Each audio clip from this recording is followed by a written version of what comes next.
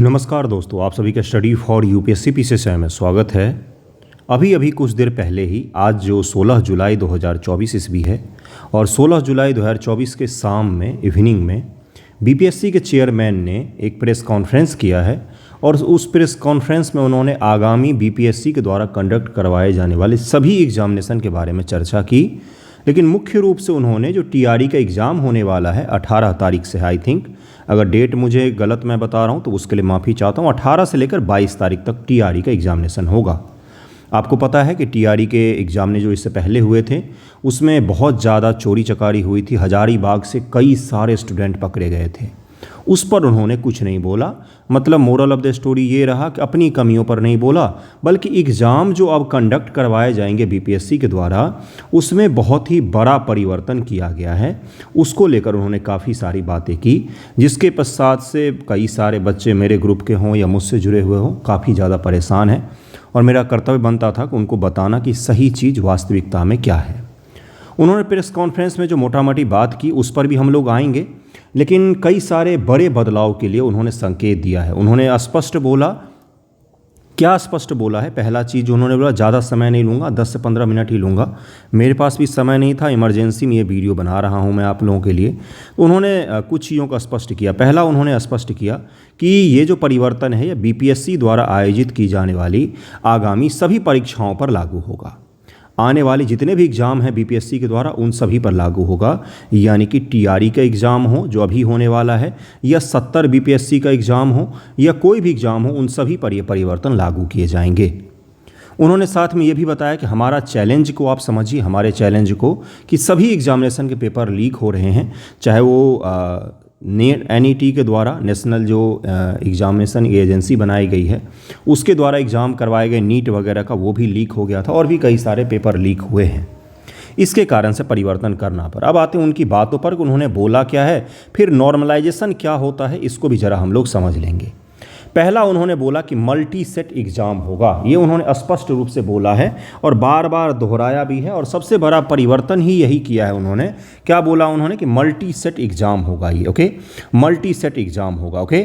Multi set exam का मतलब क्या होता है कि किसी एक ही एग्ज़ाम का, हम लोग बीपीएससी के लिए पढ़ाई करते हैं, टीआरई का तो अपने चैनल पर नहीं है कुछ अभी, तो 70 बीपीएससी के जैसे एग्ज़ाम होगा तो इस एक एग्ज़ाम के लिए अभी वर्तमान में एक ही पेपर बनाया जाता है, ओनली एक पेपर बनाया जाता है, लेकिन अब जो होगा वो एक से अधिक पेपर तैयार किए जाएंगे, एक से अधिक पेपर तैयार किए जाएंगे। बीपीएससी 70 बीपीएससी के एग्ज़ाम को लेकर एक से अधिक सेट तैयार किए जाएंगे, या हो सकता है एक ही सेट तैयार किया जाए। उन्होंने जो बोला वो मैं आपको स्पष्ट शब्दों में बता रहा हूँ, शब्दों को ज़रा ध्यान से सुनिए, बड़ा ही संतुलित मैं बोल रहा हूँ। उन्होंने बोला कि मेरी मर्जी पर है कि मैं एक सेट बनाऊँ, या मैं 2 बनाऊँ, या 4 बनाऊँ, या 5 भी सेट मैं बना सकता हूँ एक एग्जामिनेशन को लेकर। जैसे 70 बीपीएससी का एग्ज़ाम होगा तो उस एक एग्ज़ाम को लेकर वो 5 सेट तक भी बना सकते हैं, उससे भी ज़्यादा बना सकते हैं, 3 भी बना सकते हैं। अब इसका मतलब क्या हुआ? उसके पश्चात उन्होंने दूसरा जो सबसे ज़्यादा जोर दिया है वो है कलर कोडिंग पर, कि हम कलर कोडिंग करेंगे सेट का। ठीक है, आप कीजिए। जैसे मान लीजिए रेड कलर का जो सेट है वो अलग होगा, ब्लू कलर का जो सेट होगा वो अलग होगा। मैं एग्जाम्पल के लिए समझा रहा हूँ आपको, ठीक है। तो ये उन्होंने बोला। अब इसका क्या तात्पर्य है, मल्टी सेट पेपर का क्या तात्पर्य है? इसका तात्पर्य है कि 70 बीपीएससी के एग्ज़ाम में अलग अलग प्रकार के प्रश्न पत्र, एक ही ज़िले में अलग अलग सेंटर पर अलग अलग प्रकार के प्रश्न पत्र हो सकते हैं, और उस प्रश्न पत्र में जैसे रेड कलर का प्रश्न पत्र है तो रेड कलर में भी ABCD ग्रुप होगा, ABCD होगा जो आपको पेपर में भरना पड़ेगा कि ए ग्रुप है मेरा, B ग्रुप है, C ग्रुप है, जो भी आपका भरना पड़ेगा आपको पेपर में। रेड कलर के ग्रुप में एक ही तरह के सवाल होंगे, ब्लू कलर के ग्रुप में रेड से अलग सवाल हो सकते हैं, ऐसा उन्होंने बताया है।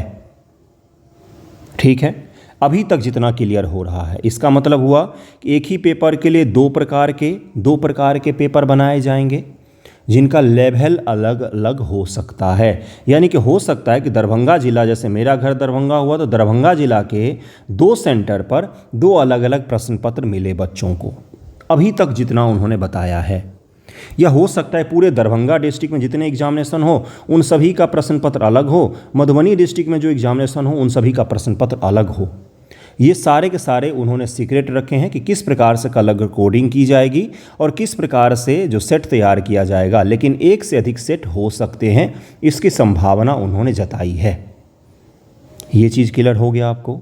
यानी कि हो सकता है कि जो औरंगाबाद पेपर देने जाएं उनका पेपर अलग हो और जो दरभंगा पेपर देने आए उनका पेपर अलग हो। ओके, इतना तक आपको क्लियर हुआ। मल्टी सेट क्वेश्चन का क्या तात्पर्य होता है कि एक ही एग्जामिनेशन में एक से अधिक पेपर बढ़ सकते हैं। दरभंगा में बच्चों का पेपर अलग हो सकता है, दरभंगा का किसी एक सेंटर पर, जैसे मान लीजिए सीएम साइंस कॉलेज सेंटर हुआ तो उनका पेपर अलग हो सकता है, और दरभंगा में किसी और कॉलेज में सेंटर हुआ तो वो अलग हो सकता है। जैसे पटना का उदाहरण लें, मान लीजिए पटना साइंस कॉलेज में सेंटर हुआ तो आपका पेपर अलग हो सकता है, यहाँ तक उन्होंने बोला है। और किसी और कॉलेज में, पटना वुमेंस कॉलेज में आपका सेंटर हुआ तो उसका पेपर जो है वो अलग हो सकता है। एक एग्जाम्पल को लेकर मैंने समझाया है। या तो हो सकता है कि पूरे बिहार का पेपर एक ही हो। ये सरप्राइज़ उन्होंने बोला है कि ये सरप्राइज एलिमेंट हम लोग रखेंगे। अब इसमें क्या होता है, देखिए एक चीज़ को समझिएगा, मैं बकवास नहीं करूँगा, आपको समझा रहा हूँ। अब जैसे तैयार हुआ, मान लीजिए ए, बी, सी और डी, 4 अलग अलग कलर के 4 सेट को तैयार किया गया पेपर को। अब इन 4 सेट को जो तैयार किया गया है तो इन चारों सेट में इंसान के द्वारा पेपर सेट किया जाएगा ना, मशीन तो नहीं करेगा। कुछ भी कर लेंगे तो डिफ़िकल्टी लेवल सबका अलग अलग हो ही जाएगा। हो सकता है ए पेपर बहुत ज़्यादा कठिन हो जाए, सी पेपर थोड़ा सा तुलनात्मक रूप से आसान हो जाए, बी पेपर मॉडरेट रहे और डी पेपर जो है बिल्कुल बैलेंस प्रकार का रहे। इसमें कठिन सवाल आधे दे दिए जाएँ बहुत कठिन और आधे बहुत आसान दे दिए जाएँ। इस प्रकार का हो सकता है पेपर। अब इस प्रकार के पेपर में बच्चों का चयन कैसे किया जाए, कैसे उनको सेलेक्ट किया जाए कि भाई बच्चे ने सही किया है कि नहीं, तो इसको लेकर एक प्रोसेस अपनाया जाता है। पूरे देश भर में एसएससी के एग्जामिनेशन में भी होता है, बहुत सारे एग्जामिनेशन में होता है। उसको क्या कहा जाता है, जैसे यूपीएससी जो है वो ऑप्शनल पेपर में, यूपीएससी ऑप्शनल मेंस पेपर में नॉर्मलाइजेशन का उपयोग करती है। ठीक है, तो यहाँ पर ध्यान दीजिएगा। तो इसके पश्चात एक स्टेप आता है जिसको कहा जाता है नॉर्मलाइजेशन। यानी कि इसका क्या तात्पर्य होता है बंधुओं, जैसे ये ट्रैक है, इस पर सभी को दौड़ना है, 3 धावक हैं। ये जो ट्रैक है, ये इसकी लंबाई आपको ज़्यादा दिख रही होगी, इसकी लंबाई तुलनात्मक रूप से कम है, इसकी लंबाई सबसे कम है। तो इन तीनों ट्रैक पर हमें 3 लोगों को दौड़ाना है। तो हम कैसे खड़ा करते हैं, अभी अगर आपको खड़ा करना हो धावक को, अगर आपने टीवी पर देखा होगा तो इस धावक को, इस ट्रैक पर दौड़ने वाले धावक को थोड़ा सा आगे खड़ा करते, यहाँ पर खड़ा करते हैं। बीच वाले ट्रैक वाले को यहाँ पर थोड़ा सा पीछे खड़ा करते हैं, और जो सबसे छोटे ट्रैक पर दौड़ रहा है नॉर्मलाइज करने के लिए उसको यहाँ से खड़ा करते हैं। फिर तीनों को दौड़ाते हैं ताकि तीनों को बराबर तरीके से ही तुलना किया जा सके। ऐसा तो ये छोटा सा ट्रैक हो जाएगा तो इस पर कैसे दोहराएंगे हम लोग, इसलिए इसको क्या कहा है, तो नॉर्मलाइजेशन। इसका मतलब क्या हुआ, इसका मतलब हुआ कि कोई ए सेट है वो आसान है और कोई बी सेट है वो तुलनात्मक रूप से कठिन है। तो जिनके पास बी सेट आएगा उनको उनमें पर्सनल, उसमें एक स्टूडेंट के हिसाब से, जैसे बी सेट जिस स्टूडेंट के पास आया पर स्टूडेंट के हिसाब से उनको कुछ अंकों का लाभ दिया जाता है, जिनके पेपर कठिन आते हैं। ठीक है, और क्या होता है, जैसे मान लीजिए जब एक स्टेप और आगे जाएंगे, जैसे एक बच्चा है ए जिसने 50 सवाल अटेम्प्ट किया और एक बच्चा है बी जिसने भी 50 सवाल अटेम्प्ट किया। दोनों के अलग अलग पाली में एग्जामिनेशन थे। ए को थोड़ा सा अधिक अंक मिल गया। ये कैसे हुआ, ए ने उन सवालों को अटेम्प्ट किया है जिन सवालों को कम बच्चों ने अटेम्प्ट किया है, या ए का जो पेपर का लेवल था, जो ए ग्रुप का पेपर का लेवल था, जिस पाली में ए का एग्जामिनेशन हुआ था, जिस कोड का पेपर ए को मिला था, उस कोड का पेपर जो था वो एवरेज मार्किंग में थोड़ा सा कठिन था, तुलना करेंगे बी से। तो सवाल की संख्या अगर सेम ही अटेम्प्ट किया है फिर भी ए को 1 से 2 अंकों का, 3 अंकों का फ़ायदा मिल सकता है। यानी कि पेपर का डिफ़िकल्टी लेवल क्या है आयोग ये तय करती है अलग अलग सेट के हिसाब से। उसके पश्चात से उन बच्चों को थोड़ा सा मार्क्स में गैप मिलता है। यानी कि अगर आपके पास में, आप 2 पाली में मान लीजिए आपके पास में सेट ए आया और सेट बी गया किसी के पास, आपने 50 सवाल किए, सेट बी में भी 50 सवाल किए, और आपके जो एग्जामिनेशन का पेपर था वो तुलनात्मक रूप से कठिन था और आपने अंक भी काफ़ी अच्छे स्कोर किए हैं, तो आपको 1 नंबर का या 2 नंबर का जितना भी आयोग तय करता है वो एक फॉर्मूला है, उसके आधार पर तो आपको लाभ मिल सकता है। वहीं सेट बी जो था वो आसान था तुलनात्मक रूप से, तो इन्होंने भी 50 क्वेश्चन किया, लेकिन इनके और आपके अंकों में अंतर आ जाएगा। ये नेगेटिव मार्किंग के कारण से नहीं होता है, यहाँ पर ये नॉर्मलाइजेशन के कारण से अंकों का अंतर हो जाता है। जहाँ पर भी नॉर्मलाइजेशन होता है वहाँ पर थोड़ी सी ट्रांसपेरेंसी कम हो जाती है, बच्चे संतुष्ट नहीं हो पाते हैं अपने नॉर्मलाइजेशन के कारण से।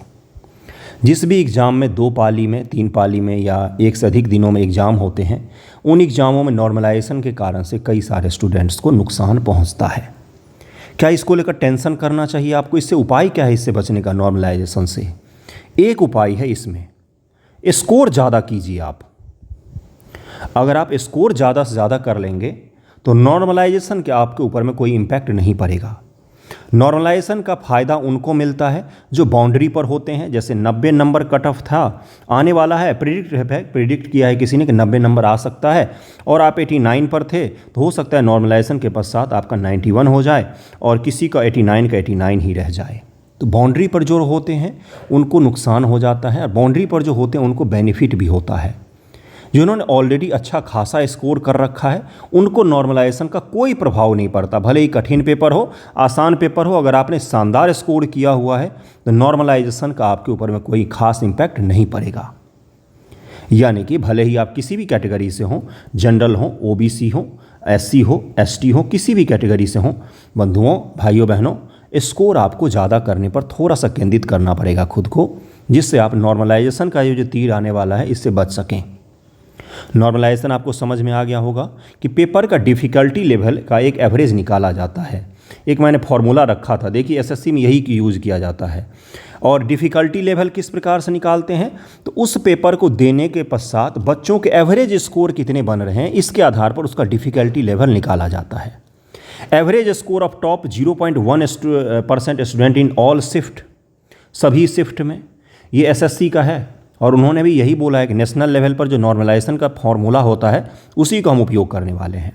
Average score of top 0.1% student in a particular shift, जिस शिफ्ट का उन बच्चे को निकालना है, नॉर्मलाइज करना है उस शिफ्ट का। Sum of mean and standard deviation of marks of all candidate in all shift. ये अलग अलग फॉर्मूले हैं, इतने मत फंसिएगा।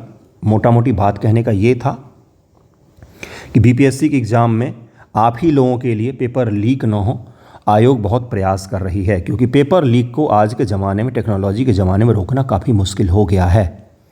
इसलिए उसने बोला है कि मल्टी सेट एग्ज़ाम होंगे, एक ही एग्ज़ाम के पेपर हो सकता है, अगर 2 भाई बहन जा रहे हैं तो भाई को अलग सेट मिले, बहन को अलग सेट मिले, ऐसा हो सकता है। तो जब अलग अलग सेट होगा तो डिफ़िकल्टी लेवल भी अलग अलग होगा और फिर नॉर्मलाइजेशन किया जाएगा। आप ये सोच रहे होंगे कि क्या नॉर्मलाइजेशन में कठिन कठिन सवालों को हल करने से मदद मिलेगा क्या? नहीं, ऐसा कुछ नहीं होने वाला। एक ही चीज़ से ज़्यादा मदद मिलेगा, वो है स्कोर ज़्यादा से ज़्यादा करें। कट ऑफ से 5 नंबर, 7 नंबर, 10 नंबर तक ऊपर उठाएं। अगर मान लीजिए ऑन एन एवरेज मानते हैं कि जनरल का स्कोर, जनरल का कट ऑफ 100 मार्क्स जाता है, एवरेज मान रहे हैं, कोशिश कीजिए कि 100 प्लस में आपके मार्क्स रहें, 100 प्लस में रहें। 100 नहीं जाएगा कट ऑफ, नॉर्मलाइजेशन के बाद कट ऑफ हाई नहीं जाना चाहिए।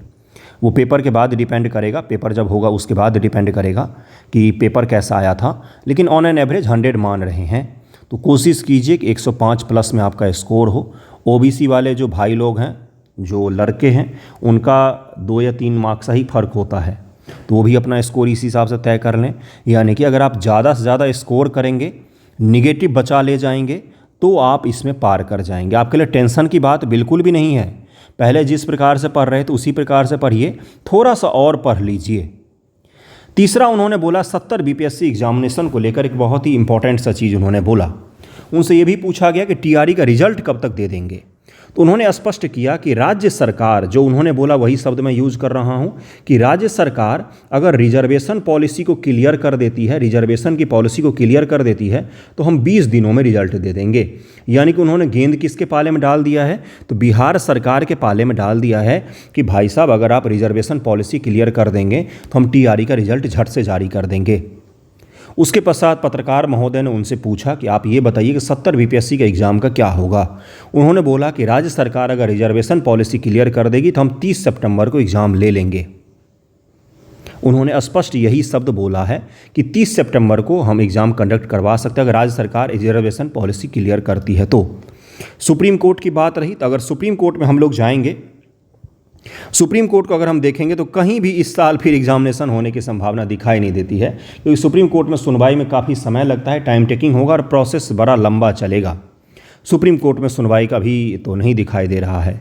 तो अगर राज्य सरकार ने सुप्रीम कोर्ट के पाले में डाल दिया फिर तो गया, फिर तो सत्यानाश, फिर 2024 आपका बेकार चला जाएगा, क्योंकि सुप्रीम कोर्ट में इतनी जल्दी सुनवाई नहीं होना है। कुछ भी हो जाएगा तो अगस्त सितंबर तक तो जाएगा ही जाएगा सुनवाई। अगर सुप्रीम कोर्ट की बात करें, अगर राज्य सरकार ये फैसला लेती है कि हम हाई कोर्ट के ऑर्डर को सर्वमान्य करते हैं और अभी वर्तमान में रिजर्वेशन का जो पुराना पॉलिसी था जिसमें 60% रिजर्वेशन था उसको बढ़ा के हम अब 75 नहीं करने जा रहे हैं, 60% के आधार पर हम सारा एग्ज़ाम कंडक्ट करवाने जा रहे हैं, और जब सुप्रीम कोर्ट का डिसीजन आ जाएगा तो हम नए एग्जामिनेशन में नई रिजर्वेशन पॉलिसी को लागू कर देंगे। अगर राज्य सरकार ये स्पष्ट बोल देती है किसको, बीपीएससी को, तो आपका एग्ज़ाम जो है वो 30 सितंबर को होगा। लेकिन अगले साल चुनाव है, इतना आसान नहीं होगा राज्य सरकार के लिए बोलना, क्योंकि अगले साल उसको चुनाव में जाना है। 75% रिजर्वेशन के बदौलत ही वो चुनाव में जा पाएगी। सारा कुछ आपके सामने मैंने क्लियर कर दिया। क्या 30 सितंबर को एग्ज़ाम संभावित है? कम चांस हैं, लेकिन हो सकता है एग्ज़ाम 30 सितंबर को हो जाए। अगर बिहार सरकार ने अनुमति दे दी कि आप पुराना रिजर्वेशन पॉलिसी को फॉलो कीजिए, सारे जो एजेंसियां हैं वो उसी उम्मीद में बैठी हुई हैं। टीआरई के एग्ज़ाम के पश्चात सरकार अनुमति दे सकती है। क्यों? क्योंकि टीआरई का रिजल्ट जारी करना होगा। टीआरई का रिजल्ट जारी करना होगा सरकार को, बीपीएससी को। इसलिए हो सकता है कि टीआरई के एग्जामिनेशन के पश्चात बीपीएससी जोर लगाए कि सरकार जो है वो रिजर्वेशन पॉलिसी को क्लियर करे, और उसके पश्चात सरकार क्लियर जैसे ही कर देगी तो टीआरई के रिजल्ट के बाद आपका रिजर्वेशन पॉलिसी क्लियर हो जाएगा टीआरई के एग्ज़ाम के बाद, और हो सकता है कि आपका बीपीएससी का भी नोटिफिकेशन आ जाए। तो पूरा खेल यही था। मल्टी सेट पेपर होगा, नॉर्मलाइजेशन का तकनीक उपयोग किया जाएगा। नॉर्मलाइजेशन अगर नहीं समझ में आए तो समझने की कोशिश भी मत कीजिएगा, ध्यान से मेरी बातों को सुनिएगा। इन सब परीक्षाओं के नॉर्मलाइजेशन तकनीक है, ये सब आयोग का टेंशन है गुरु, आपका नहीं है। आपका टेंशन है हाई स्कोर, कितना ज़्यादा स्कोर करें, वही आपका टेंशन होना चाहिए। क्या है टेंशन? एकमात्र चीज़ कि कट ऑफ से कम 5 नंबर प्लस में रहा जाए। पिछली बार का ही कट ऑफ ले लीजिएगा कि मिनिमम 97 मार्क्स तो जनरल बच्चे को उठाना ही चाहिए। ओबीसी को अपने में 5 मार्क्स जोड़ लीजिएगा, एससी एसटी ओबीसी के जितने बच्चे हैं भाई साहब अपने अपने में कम से कम 5 जोड़ लीजिएगा। मैं कम बोल रहा हूँ आपको।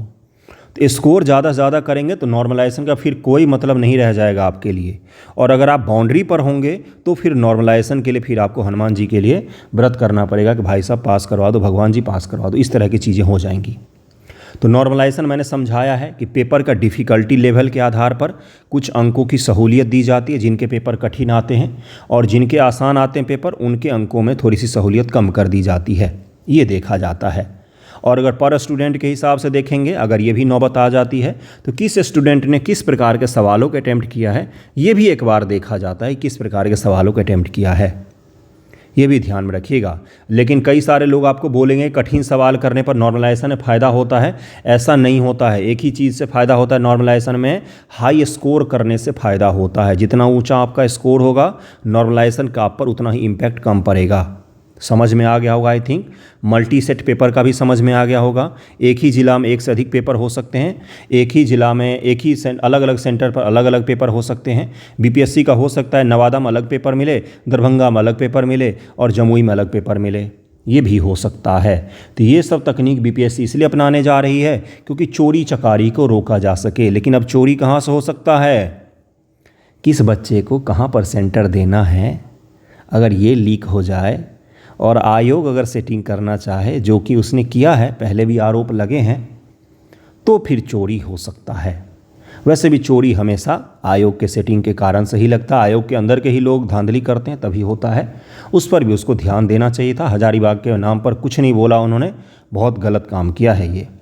यही था, आपको समझा दिया। आई होप आपको क्लियरिटी आ गई होगी कि क्या है इसका मतलब। फिर भी कोई अपडेट आएगा तो मैं आपको ज़रूर समझाऊंगा। फिलहाल के लिए आपके लिए एक ही अपडेट है कि जी जान लगा दो और जितना हो सके उतना स्कोर करो, ज़्यादा स्कोर करने की कोशिश करो। Okay, thank you so much आप सभी का।